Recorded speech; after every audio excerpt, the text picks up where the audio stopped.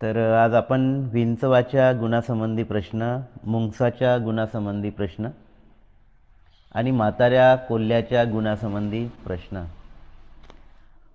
तर ह्या विविध प्राण्यांचे जे काही गुण, या अगोदर आपण उधईचा, मांजरीचा गुण बघितला, चंद्राचा, सूर्याचा, शक्राचा वगैरे वगैरे.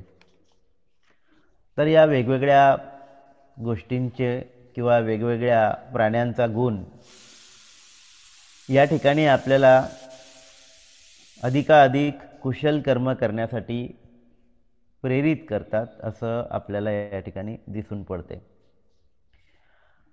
आणि म्हणून आपण आपल्या अवतीभोवती जी काही परिस्थिती आहे, जी काही लोक आहेत, जे काही प्राणी आहेत, जे काही वस्तू आहे, त्याकडे पाहत असताना डोळसपणे बघितलं पाहिजे, हे याच्यातून आपल्याला निर्देशित होते. तर आपली दृष्टी शोधक असली पाहिजे, शोधण्याचा प्रयत्न केला पाहिजे. आणि जेव्हा आपण शोधण्याचा प्रयत्न करतो तेव्हा आपल्या समोर असलेल्या गोष्टींमधून आपल्याला काही ना काही निश्चितपणे ग्रहण करता येते. आणि म्हणून या अर्थानं आपण डोळस असलं पाहिजे, शोधक असलं पाहिजे, जाणणारा असला पाहिजे. प्रत्येक गोष्टीकडे आपलं या पद्धतीनं लक्ष असलं पाहिजे. आपल्या अवतीभोवती आपल्याला बऱ्याच बाबी, म्हणजे चंद्र पाहतो आपण, सूर्य पाहतो, मांजर पाहतो, उंदीर पाहतो, मुंगूसही आपण अनेक ठिकाणी अनेक वेळा पाहिलेला असेल. जाता जाता मुंगूस पण आपल्याला दिसून जातो, हरिण पण आपण पाहिलेलं आहे. परंतु विशेषत्वानं त्याच्या गुणाचं आपण कधी निरीक्षण करत नाही. ते बैलाचाही गुण आहे, डुकराचेही गुण आहे, आणि हे तर आपल्या अवतीभोवती बाळगणारे प्राणी आहेत. आपल्या अवतीभोवती जगामध्ये आपल्याला हे प्राणी सातत्यानं पाहायला मिळतात, सातत्यानं आपण यांना पाहत असतो. परंतु यांचं निरीक्षण करत असताना एक निरर्थक प्राणी म्हणून आपण त्याच्याकडे दुर्लक्ष करतो, परंतु त्याच्यामधले गुण खऱ्या अर्थानं आपण पाहून ते आत्मसात करत नाही. तर हे विंचवाचा गुण सुद्धा या संबंधी सांगितलेला आहे. विंचवामध्ये सुद्धा एक गुण आहे. तर विंचू आपल्याला माहीत आहे की हा एक असा जीव आहे की जो डसला तर एखाद्याला मृत्यूसुद्धा येऊ शकते. म्हणजे विंचू कसा आहे तर विषारी आहे. आणि एक नांगी म्हणतात त्याला, नांगी एक काटासारखा असतो, आणि तो काटा तो आपल्या अंगामध्ये रोवतो आणि त्यातून विष बाहेर पडते, आणि ते विष आपल्या शरीरामध्ये पसरते, आणि योग्य वेळी उपचार झाला नाही तर एखाद्या व्यक्तीला त्याच्यापासून मृत्यूसुद्धा होऊ शकते. तर अतिशय भयानक वेदना होतात. विंचू जेव्हा डसतो तेव्हा अतिशय भयानक वेदना होतात. तर नांगी वर करून तो विचरण करत असतो. कशासाठी? स्वतःच्या सुरक्षिततेसाठी. स्वतःच्या सुरक्षिततेसाठी जेव्हा नांगी वर करून तो विचरण करत असतो तेव्हा एखाद्या साधक व्यक्तीने, साधक भिक्खूने, साधक उपासकाने सुद्धा ज्ञानरूपी शस्त्रधारी व्हावे, ज्ञानाचं शस्त्र बाळगावे. ज्ञानाची नांगी आपण वापरली पाहिजे. ज्ञानाची नांगी वर करून आपण विहार केला पाहिजे. अशा पद्धतीनं साधक भिक्खूने विंचवाचा हा गुण या ठिकाणी ग्रहण केला पाहिजे असं या ठिकाणी म्हटलेलं आहे. तर प्रज्ञेला किंवा ज्ञानाला काय म्हटलेलं आहे? नांगी म्हटलेलं आहे. आणि या नांगीमुळे आपल्यावर जे आक्रमण करणारे क्लेश आहेत त्या क्लेशांना आपण दूर करू शकतो. आणि म्हणून या नांगीचा वापर आपल्याला क्लेशरूपी ज्या बाबी आहेत त्यांना नष्ट करण्यासाठी, त्यांना दूर करण्यासाठी आपल्याला त्याचा वापर करायचा आहे. ज्या पद्धतीनं विंचू आपल्या नांगीचा वापर करतो, तो नेहमी वर करून चालतो, तसाच प्रज्ञापूर्वक आपणही विचरण केलं पाहिजे. साधकाने ज्ञानरूपी शस्त्रधारी व्हावे. हे शस्त्र आपण परिधान केलं पाहिजे, हे शस्त्र आपल्याजवळ बाळगलं पाहिजे, हे शस्त्र आपण प्राप्त केलं पाहिजे. त्याला प्रज्ञा म्हटलेलं आहे. हा उल्लेख आपण वारंवार अनेक ठिकाणी बघितलेला आहे. शील समाधी प्रज्ञा, शील समाधी प्रज्ञा ही जी काही त्रयसूत्री आहे बुद्धाची, 3 भागामध्ये विभागलेली शिकवण आहे, यामध्ये सारा धम्म सामावलेला आहे. सगळा धम्म सामावलेला आहे, शील समाधी आणि प्रज्ञा. आणि म्हणून हा गुण आपण विंचवाचा या ठिकाणी ग्रहण केला पाहिजे, असं या ठिकाणी भंते नागसेन सांगत आहे. आणि मग वंगत पुत्र स्थवीर उपसेनाने जे काही म्हटलं ते सुद्धा वाक्य या ठिकाणी आलेलं आहे. आणि ते म्हणतात, विपश्यना करणारा ज्ञानरूपी शस्त्र धारण करून विहार करतो. ज्ञानरूपी शस्त्र धारण करून विहार करतो. विपश्यना करणारा म्हणजे विपश्यनेचं शिबिर करून आल्यानंतर घरी ध्यानाचा अभ्यास करणारा नाही, तर विपश्यना करणारा म्हणजे ज्याने आपली ध्यान भावना अतिशय बळकट केलेली आहे आणि या आधारावर जसं आहे तसं पाहण्याची क्षमता ज्याच्यामध्ये निर्माण झालेली आहे, ती क्षमता त्याने स्वतःमध्ये विकसित केलेली आहे, डेव्हलप केलेली आहे. सम्यक समाधीमध्ये त्याने पाऊल ठेवलेलं आहे. असा विपश्यना करणारा ज्ञानरूपी शस्त्र धारण करून विहार करत असतो. ज्ञानरूपी शस्त्र धारण करून विहार करीत असतो म्हणजे कुठे विहार करीत असतो, तर आपल्या मनाच्या प्रांगणामध्ये तो विहार करीत असतो. आणि मनामध्ये जे जे उत्पन्न होते त्याच्याविषयी तो सजग असतो, जागरूक असतो, अवेअर असतो. आणि तिथे जर काही क्लेश निर्माण झाले तर तो आपल्या प्रज्ञारूपी शस्त्राने त्याचा नाश करत असतो, त्याला नष्ट करत असतो, त्याला दूर सारत असतो. आणि म्हणून अशा पद्धतीनं विहार करणारा जो मनुष्य आहे तो भयापासून मुक्त होतो, त्याला पराजित करणे अशक्य असते. आणि म्हणून मार हो जो काही मनावर आक्रमण करतो त्या माराला मग आपल्याला जिंकणे कठीण असते. म्हणजे मार आपल्यावर आक्रमण जरी करत असला तरी त्याचं आक्रमण परतवून लावण्याचं सामर्थ्य आपल्यामध्ये निर्माण होत असते आणि ते प्रज्ञेने निर्माण होत असते. त्या प्रज्ञेचं शस्त्र आपल्याला गवसलं पाहिजे, अवगत केलं पाहिजे, आपण ते शस्त्र धारण केलं पाहिजे आणि नेहमी ते शस्त्र समोर ठेवून आपण विचरण केलं पाहिजे, जेणेकरून त्या शस्त्राच्या आधारे कोणत्याही शत्रूने आपल्यावर वार केला तरी त्याच्यावर आपल्याला मात करता आली पाहिजे. अर्थात हे शत्रू आंतरिकच आहेत, हे शत्रू काही बाहेरचे शत्रू नाही, तर हे शत्रू आपल्याच मनामध्ये उत्पन्न होत असतात आणि त्या शत्रूला परास्त करण्याची क्षमता प्रज्ञेद्वारे आपण निर्माण करू शकतो. आणि म्हणून हे प्रज्ञेचं शस्त्र आपण बाळगलं पाहिजे, असं या ठिकाणी या विंचवाच्या गुणासंबंधी प्रश्नातून आपल्याला कळते. नंतर आहे मुंगसाच्या गुणासंबंधी प्रश्न. तर मुंगूस आपल्याला माहीत आहे, मुंगूस आपण पाहिलेला आहे. मुंगूस हा सापाची शिकार करतो. अनेकदा पिक्चरमध्ये वगैरे आपण बघितलेलं असेल किंवा सिरियल्समध्ये बघितलेलं असेल. तर मुंगूस हा सापाची शिकार करतो, म्हणजे कितीही विषारी साप असला, नाग असला, तरी त्या नागाला मुंगूस मारतो, त्याची शिकार करतो, असं आपण बघितलेलं आहे. तर इथे मुंगसाचा एक गुण सांगितलेला आहे आणि मुंगसाचा एक गुण सांगत असताना आता ही बाब आपल्याला काही माहीत नाही, कारण प्रत्यक्ष आपण ह्या सगळ्या बाबी काही पाहिलेल्या नाही. परंतु ज्यांनी या प्राण्यांचं निरीक्षण केलं किंवा ज्यांनी मुंगसाचं निरीक्षण केलं त्या निरीक्षणामध्ये त्यांना काय सापडलं किंवा त्यांना काय पाहायला मिळालं, तर मुंगूस जेव्हा सापाला पकडायला जातो तेव्हा एका विशिष्ट प्रकारच्या औषधी वनस्पतीने शरीराला प्रभावित केल्यानंतर साप पकडायला जातो. म्हणजे आपण बघतो की सापाच्या विषाचा सुद्धा मुंगसावर परिणाम होत नाही. का होत नाही? कारण हा जो काही मुंगूस आहे तो विशिष्ट प्रकारच्या औषधीचे वनस्पतीचे शरीराला काय करत असतो. आता आपण म्हणजे असं समजूया की ते खात असेल किंवा त्याला आपलं अंग घासत असेल, जेणेकरून त्याचा रस किंवा त्याचा गंध म्हणा त्याच्या अंगाला तो चिकटल्या जातो आणि त्यामुळे सापाचा कोणताही दुष्परिणाम, सापाच्या विषाचा कोणताही दुष्परिणाम त्याच्यावर होत नाही, असं या ठिकाणी आपण समजू शकतो. म्हणजे एका विशिष्ट प्रकारच्या औषधी वनस्पतीने स्वतःच्या शरीराला तो प्रभावित करतो आणि मग तो साप पकडायला जातो, म्हणजे असाच साप पकडायला जात नाही. तर त्याचप्रमाणे साधक भिक्खूने क्रोध व आघाताचे बाहुल्य असलेल्या, क्रोध व आघाताचे बाहुल्य असलेल्या जगात काय आहे? क्रोध आहे, आघाताचे बाहुल्य आहे. म्हणजे जगामध्ये आघातच आघात होत असतात.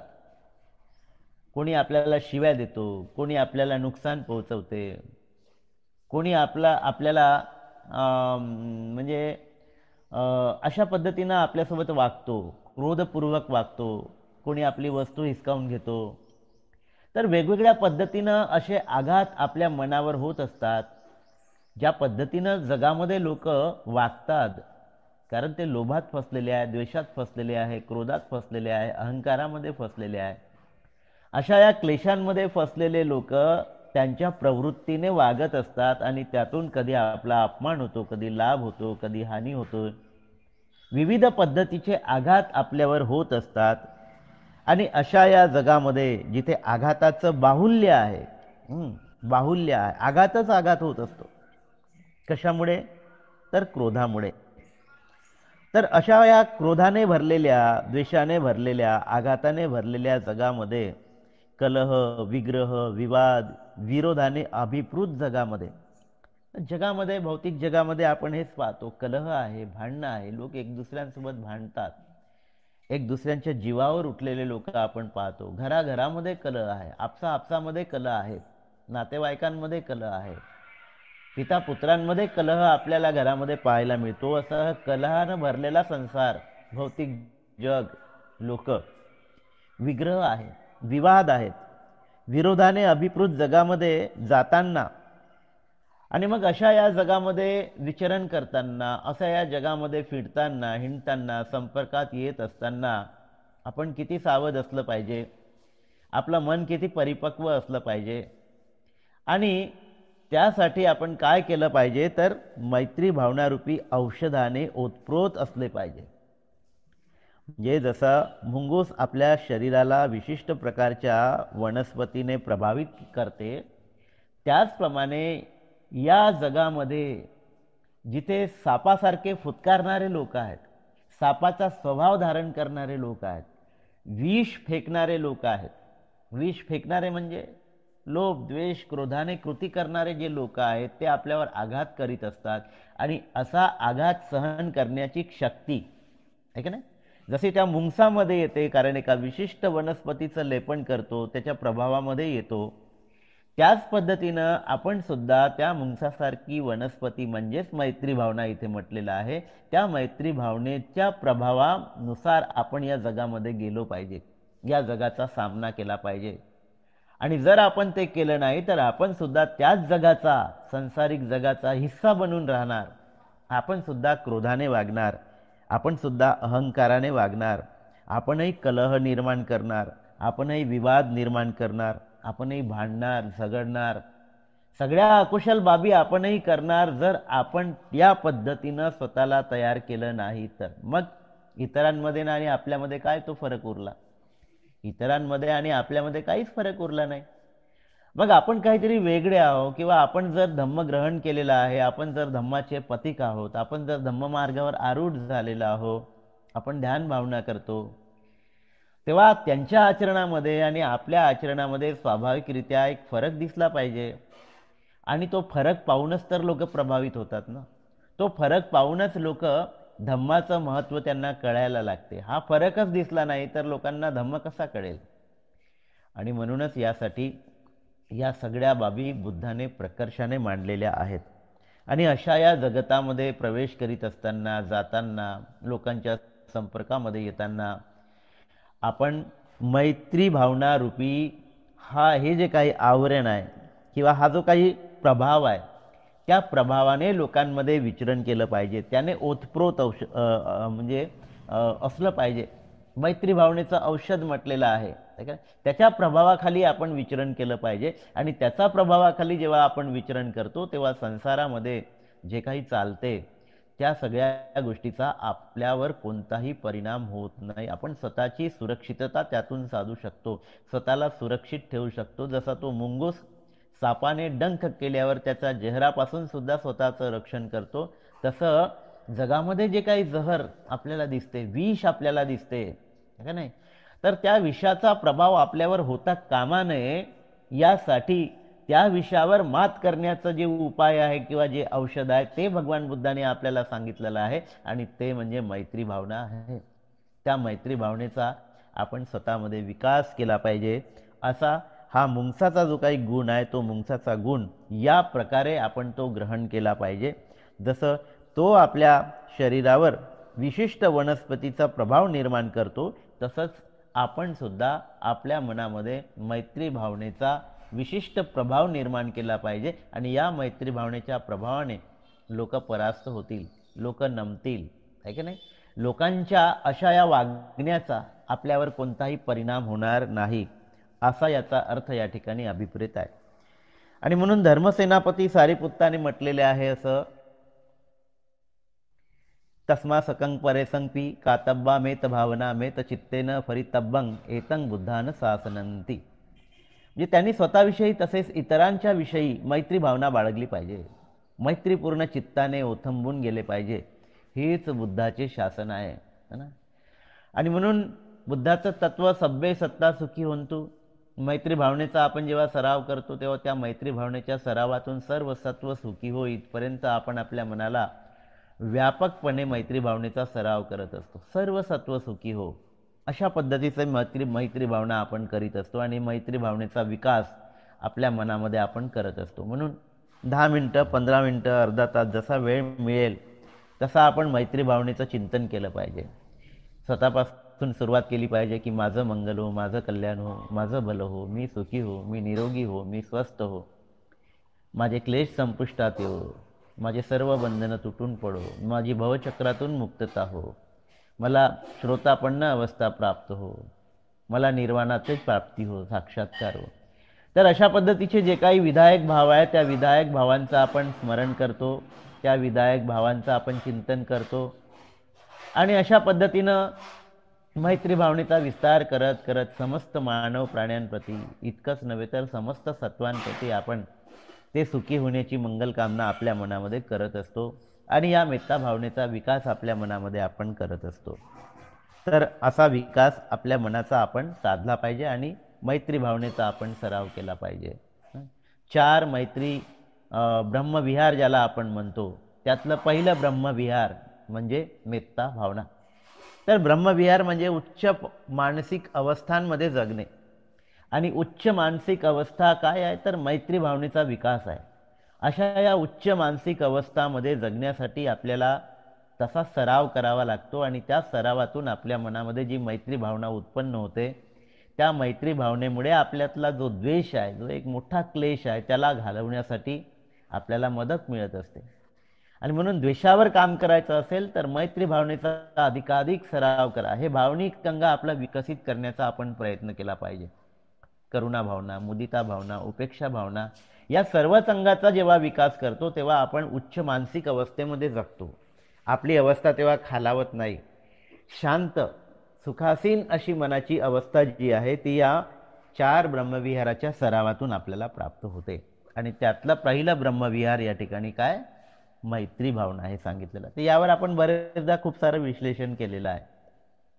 नंतर आहे म्हाताऱ्या कोल्याच्या गुणासंबंधी प्रश्न. आणि हा कोला कसा आहे तर म्हातारा आहे, जवान नाही बरं. आणि मग त्या म्हाताऱ्या कोल्यामध्ये काहीतरी गुण असतात. कोले आपण बघितले, बरेचदा बघितले, मी पण बघितले, तुम्ही पण बघितलेले असेल. आणि या म्हाताऱ्या कोल्याचे 2 गुण या ठिकाणी सांगितलेले आहे. तर म्हाताऱ्या कोल्याचे कोणते 2 गुण आहेत तर या ठिकाणी ते म्हणतात की म्हातारा कोला शिकार प्राप्त करून घृणा न करता मनसोक्त खात राहतो. घृणा न करता असं म्हटलेलं आहे. हा जो काही गुण आहे, आता कोल्ह्याचं ज्यांनी खरोखरच अतिशय सूक्ष्मतेनं निरीक्षण केलेलं असेल त्या निरीक्षणातून हा कोल्ह्याचा गुण या ठिकाणी समोर आलेला आहे. आणि हा गुण सांगताना कोला काय करतो तर कोला शिकार करतो, प्राप्त करतो आणि घृणा न करता मनसोक्त खात राहतो. मनसोक्त खात राहतो आणि तेही घृणा न करता. हा गुणच आहे ना. आणि म्हणून हा गुण साधकाने ग्रहण केला पाहिजे. आणि तो कशा पद्धतीनं ग्रहण केला पाहिजे तर प्राप्त करून काय, भोजन प्राप्त करून घृणा न करता शरीर धारणे करता मनसोक्त खाऊन घेतलं पाहिजे. आता इथे एखादा भिक्खू जेव्हा भिक्षाटनाला जातो त्यावेळेस त्याच्या पसंतीचंच अन्न भिक्षाटनामध्ये पडेल असं काही गरजेचं आहे का? असं काहीही गरजेचं नाही. भिक्षाटनामध्ये किंवा भिक्षाटन करताना भिक्षापात्रामध्ये काहीही अन्न पडू शकते, कोणतंही अन्न पडू शकते. आणि असंही अन्न पडू शकते की जे तुम्हाला आवडणार नाही, जे तुम्हाला आवडत नाही, नाही का. आता आवडीनिवडीचा खरा म्हणजे भिक्षूसाठी काही प्रश्नच नसतो, परंतु तरी काही क्लेश शिल्लक असतात, लोभ शिल्लक असतात. त्या लोभापोटी त्याला असं वाटू शकते, त्याच्या मनामध्ये असे भाव निर्माण होऊ शकतात की अरे काय हे काय माझ्या पात्रामध्ये आलेलं आहे, हे तर मला आवडत नाही. म्हणजे त्या अन्नाविषयीची जी काही घृणा आहे ती घृणा त्या ठिकाणी उत्पन्न होऊ शकते. आणि म्हणून एका व्यक्तीमध्ये किंवा एका साधकामध्ये किंवा एका भिक्षूमध्ये अशा पद्धतीची त्या घृणाविषयी त्या अन्नाविषयी आवडनिवड निर्माण होऊ नये. कारण निवडीमध्ये जो व्यक्ती फसतो तो आसक्तीमध्ये फसलेला आहे असा त्याचा अर्थ होतो. आणि भिक्षू हा अनासक्तीकडे जाण्याचा प्रवासामध्ये असल्यामुळे तो आसक्तीमध्ये फसता कामा नये. आणि म्हणून ही जी काही आवड निवड असते किंवा आपल्या आवडीचं अन्न एखाद्या वेळी मिळालं नाही तर तिथे घृणा उत्पन्न होता कामा नये. तर आपण ते अन्न आपल्या पोषणासाठी ग्रहण करत आहोत, आपली जीवनयात्रा पुढे नेण्यासाठी आपण ग्रहण करत आहोत. त्याच्यामधली जी काही अनित्यता आहे त्या अनित्यतेला ग्रहण करत करत एक एक घास त्याने ग्रहण केला पाहिजे आणि मनसोक्त खाऊन घेतलं पाहिजे. त्यामध्ये कुठलीही तृष्णा बाळगता कामा नये, कुठलीही तृष्णा बाळगता कामा नये. तर हा जो काही कोल्ह्याचा गुण आहे की तो कोल्हा त्यामध्ये कुठलीही घृणा बाळगत नाही आणि मनसोक्त खातो. त्याच पद्धतीनं भिक्षूने मिळालेल्या पिंडपातामध्ये जे काही मिळालेलं आहे त्याप्रती घृणा न बाळगता आपल्या उपजीविका चालवण्यासाठी आपल्याला हे अन्न ग्रहण करायचं आहे असा बोध मनामध्ये ठेवून त्याने ते अन्न मनसोक्तपणे ग्रहण केलं पाहिजे का नाही. इथे जिभेच्या रसाला काही एक महत्त्व नाही आहे. तर जिभेच्या रसासाठी आपण ते अन्न ग्रहण करत नाही. विशेषतः आपण भौतिक जगामध्ये म्हणजे वावरत असताना आपला जो स्वभाव आहे, आपल्याला काय रस आवडते म्हणून आपण रस घेत घेत खातो, त्यामध्ये रममाण होत त्याचा आनंद घेत घेत खातो. परंतु भिक्खूंनी असं करू नये. कारण भिक्खूला याची जाणीव असली पाहिजे किंवा प्रत्येकालाच याची जाणीव असली पाहिजे की आपण जे अन्न ग्रहण करतो ते आपल्या शरीराच्या पोषणासाठी अन्न ग्रहण करतो. आणि म्हणून त्यामध्ये चांगलं किंवा वाईट असा कुठलाही भाव आपल्या मनामध्ये उत्पन्न होता कामा नये असं या ठिकाणी कोल्ह्याचा गुण सांगितलेला आहे आणि तो आपण ग्रहण केला पाहिजे असं या ठिकाणी भंते नागसेन सांगत आहेत. मग ते म्हणतात की स्थवीर महाकाश्यपाने असे म्हटलेले आहे की मी आपल्या निवासामधून निघून पिंडपाताकरिता गावाकडे गेलो. महाकाश्यपाने म्हटलेलं वाक्य या ठिकाणी सांगण्यात आलेलं आहे. काय म्हणतात महाकाश्यप? ते म्हणतात की मी आपल्या निवासापासून निघालो आणि पिंडपाताकरिता भोजन प्राप्त करण्याकरिता भिक्षाटनाकरिता मी गावामध्ये गेलो. भिक्खू कुठे जाणार? गावामध्येच जाणार ना. आणि मग गावामध्ये जाऊन ते एकेका घराच्या समोर उभं राहून ते भिक्षाटन ग्रहण करतात. लोकांच्या दारासमोर उभं राहतात आणि जे काही पिंडपात मिळते त्यांना त्या भिक्षा पात्रामध्ये जे काही उपासक किंवा उपासिका टाकतात ते भोजन तो ग्रहण करतो. आणि मग असं म्हटलेलं आहे की ते त्यांनी जे काही त्यांच्यासोबत घटित झालं त्याचा उल्लेख या ठिकाणी त्यांनी केलेला आहे. आणि ते म्हणतात की मी अशा पद्धतीनं पिंडपातासाठी एका गावामध्ये ज्यावेळेस गेलो तेव्हा त्या गावामध्ये एका कुष्ठरोग्याच्या घरासमोर ते थांबले पिंडपातासाठी. आणि त्या कुष्ठरोग्याने म्हणजे भोजन आणून दिलं आणि त्याच ओल्या हाताने त्याने भोजन दिले. कोणत्या ओल्या हाताने? ज्या हाताला कुष्ठरोग झालेला होता त्या कुष्ठरोगाने ग्रसित असलेल्या त्या हाताने त्यांना भोजन वाढले. आणि भोजन वाढत असताना त्यांच्या हाताचं एक बोट जे काही आहे ते त्यामध्ये गळून पडलं. आता ते कुठे पडलं? भिक्षा पात्रामध्ये पडलेलं आहे. आणि भिक्षा पात्रामध्ये जर ते बोट गळून पडलं असेल तर ते त्यांना फेकून देता येणार नाही, कारण ते दानामध्ये त्यांना मिळालेलं आहे. आणि मी घराच्या भिंतीच्या आडोशाने बसून ते भोजन ग्रहण केले. बघा महाकाश्यपाची चेतना बघा. आणि महाकाश्यपाची चेतना अतिशय जाणीवपूर्वक अतिशय अनित्यतेच्या भावाने आणि तो अनित्यतेचा भाव त्या ठिकाणी त्यांनी ग्रहण केला. आणि जे काही विनयामध्ये आलेला आहे त्या विनयालाचा भंग न करता भिक्षा पात्रामध्ये जे काही प्राप्त झालं ते त्यांनी त्या ठिकाणी ग्रहण केलेलं आहे. ते भोजन खात असताना किंवा नंतरही माझ्या मनामध्ये कोणतीही घृणा उत्पन्न झालेली नाही. आता ही काही साधारण बाब नाही आहे, फार मोठी बाब आहे. आपण जेव्हा कल्पना करतो तेव्हाच आपल्या मनावर, आपल्या अंगावर शहारे उभे राहतात. आपल्या मनामध्ये एक किळसवाना भाव उत्पन्न होते की, आणि ते आपण नाही ग्रहण करू शकत. परंतु ज्याच्या मनाची परिपक्वता एवढ्या मोठ्या प्रमाणामध्ये विकसित होत असते आणि तो या जगाकडे अनित्यतेच्या दृष्टिकोनातून पाहतो, अनासक्तीचे भाव जेव्हा निर्माण होते, चांगलं की वाईट अशा कोणत्याही पद्धतीनं त्याचं मन कुठेही झुकत नाही, अशा वेळेस तो त्या ठिकाणी ह्या पद्धतीची कृती करू शकतो. आणि तो एखादाच व्यक्ती करू शकतो, एखाद्याच मध्ये तो गुण विकसित होऊ शकतो. आणि म्हणून तो गुण या ठिकाणी महाकाश्यपामध्ये आपल्याला पाहायला मिळते. तर महाकाश्यप एक त्या काळातले धुतांगधारी भिक्षू होते. महान व्रत त्यांनी त्या काळामध्ये म्हणजे धारण केलेलं होतं.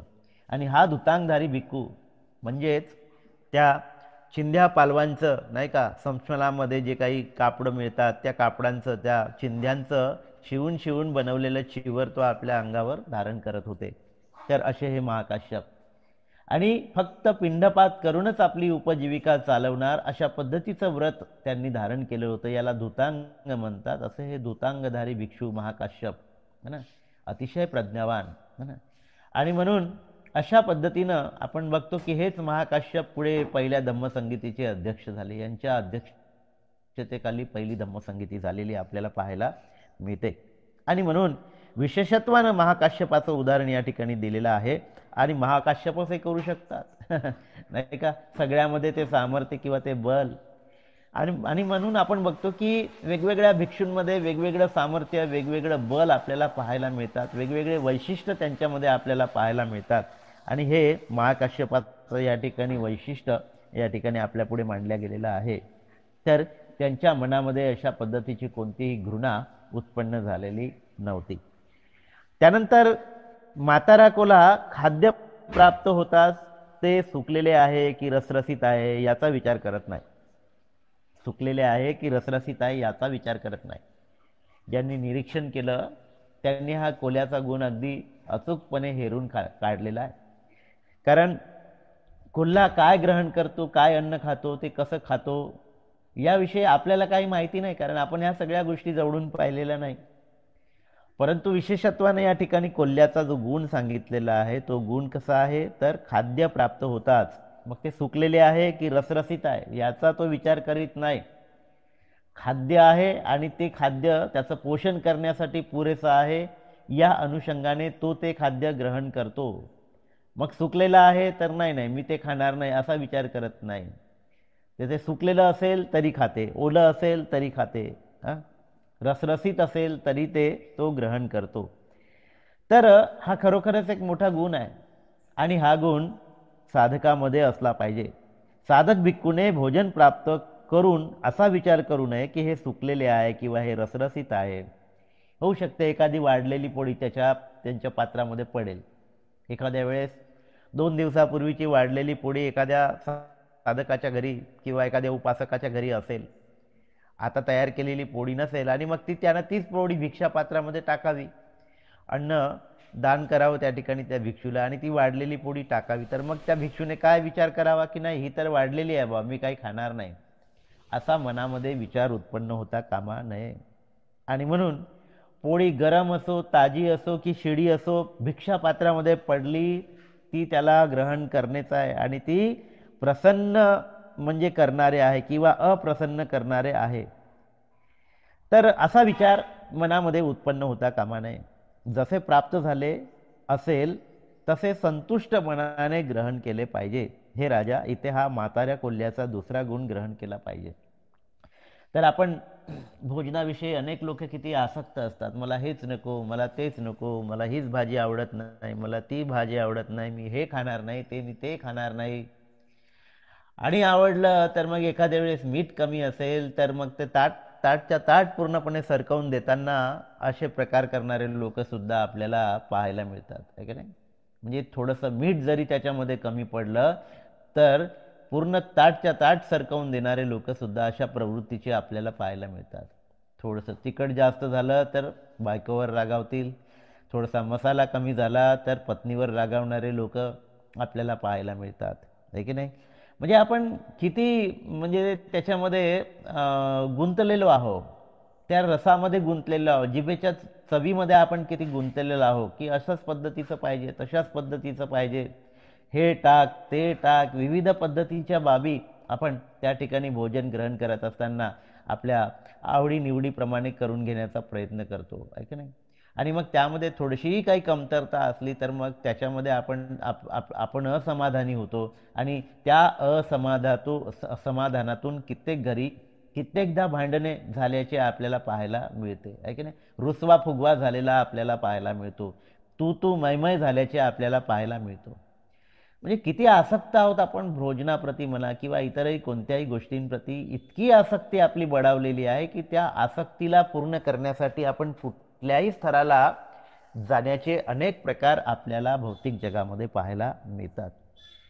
परंतु ज्याला आध्यात्मिक विकास साधायचा आहे त्याला अनासक्तीचे भाव, अनासक्त हा जो काही भाव आहे तो स्वतःमध्ये निर्माण करायचा असेल तर मग त्यामध्ये गुंतून पडता कामा नये. आणि म्हणून ती जरी 2 दिवस पुराणी पोळी असेल, सुकलेली असेल, तरी मात्र ती त्याला ग्रहण करायची आहे. आणि रसरसीत असली तरी मात्र ती रसरसीत आहे या भावनेनं ग्रहण करायची नाही, किंवा ती सुकलेली आहे याही भावनेनं ग्रहण करायची नाही आहे. तर ते अन्न आहे आणि ते माझ्या शरीराला पोषण करणारं आहे आणि म्हणून माझ्या शरीराचं पोषण करण्यासाठी मी हे अन्न जाणीवपूर्वक ग्रहण करतो आहे, अशा पद्धतीचे भाव मनामध्ये उत्पन्न करून त्याने ते ग्रहण केले पाहिजे. तर ज्या पद्धतीनं कोल्हा तो आपलं खाद्य ग्रहण करतो, सुकलेला आहे की रसरसीत आहे याचा तो विचार करत नाही, त्याच पद्धतीनं एखाद्या साधक भिक्खूने अशा पद्धतीचे भाव आपल्या मनामध्ये उत्पन्न करून ते अन्न त्याने ग्रहण केलं पाहिजे. असा हा कोल्ह्याचा जो काही गुण आहे तो या ठिकाणी ग्रहण केला पाहिजे. आणि मग शेवटी ते म्हणतात की हे राजा, वंगंत पुत्त स्थवीर उपसेनाने असे म्हटलेले आहे की सुकलेले अन्न मिळाले तरी सुद्धा संतुष्ट असावे. स्वादिष्ट अन्नाचा फार शोध घेत राहू नये, कारण त्याच्यामध्ये काय असते, आसक्ती असते. म्हणून त्याचा शोध घेत बसता कामा नये. भिक्षा पात्रामध्ये पडलं तर पडलं. तर जो केवळ स्वादिष्ट भोजनाच्या शोधात असतो त्याचे मन ध्यानामध्ये रमत नाही. त्याचं मन कशामध्ये रममाण होते, स्वादिष्ट भोजनामध्ये. आज मला काय खायला मिळेल, आज माझ्या पात्रात कोणतं अन्न येईल, अशा पद्धतीनं तो चिंतन करत राहतो, मनन करत राहतो आणि त्यामध्ये रममाण होऊन त्याचं चित्त भटकणारं असतं. तो भटकत राहतो आणि असं भटकणारं चित्त, असं विषयामध्ये रममाण होणारं चित्त, असं विषयाच्या अनुषंगाने इंद्रियाच्या सुखासीन होणारं चित्त, हे इंद्रियाचं सुखच आहे ना. जे इंद्रिय आहे आपलं जीभ ज्याला आपण म्हणतो, त्याचा विषय जो आहे त्या विषयामध्ये विषयासक्त होणं, विषयाच्या अधीन जाणं, म्हणजे एक प्रकारे इथे काय लोभ उत्पन्न झालेला आहे. आणि अशा पद्धतीचं मन ध्यानामध्ये कधी एकाग्र होऊ शकत नाही, कारण संतुष्टीचे भाव नाही आहे त्याच्या मनामध्ये. मनाच्या एकाग्रतेकरिता मनाची संतुष्टी हे महत्त्वाचे आहे. आणि मनाची संतुष्टी इंद्रियाच्या ज्या विषयापासून अलिप्तता जेव्हा निर्माण होते किंवा निर्लोभ जेव्हा निर्माण होतो तेव्हा खऱ्या अर्थानं संतुष्टीचे भाव आपल्या मनामध्ये निर्माण होते आणि अशा पद्धतीनं संतुष्ट असलेलं मन ध्यानामध्ये रममाण होत असते. आणि म्हणून इथे म्हटलेलं आहे की जो केवळ स्वादिष्ट भोजनाच्या शोधात असतो त्याचे मन ध्यानामध्ये रमत नाही. आणि म्हणून त्याने काय केलं पाहिजे की जे मिळेल त्यावर जो संतुष्ट असतो तो श्रामण्य पूर्ण करतो. श्रामण्याचं जे तत्व आहे ते तत्व या विनयाच्या अनुषंगाने भगवान बुद्धाने सांगितलेलं आहे आणि ते आपण ग्रहण केलं पाहिजे. अशा पद्धतीच्या मनाचा विकास एखाद्या सामान्य फळ प्राप्त करण्याचं ध्येय ठेवणाऱ्या साधकाने आपल्या मनामध्ये अशा पद्धतीनं ते स्वतःला त्यांनी तयार केलं पाहिजे, निर्माण केलं पाहिजे, अनासक्त होता आलं पाहिजे.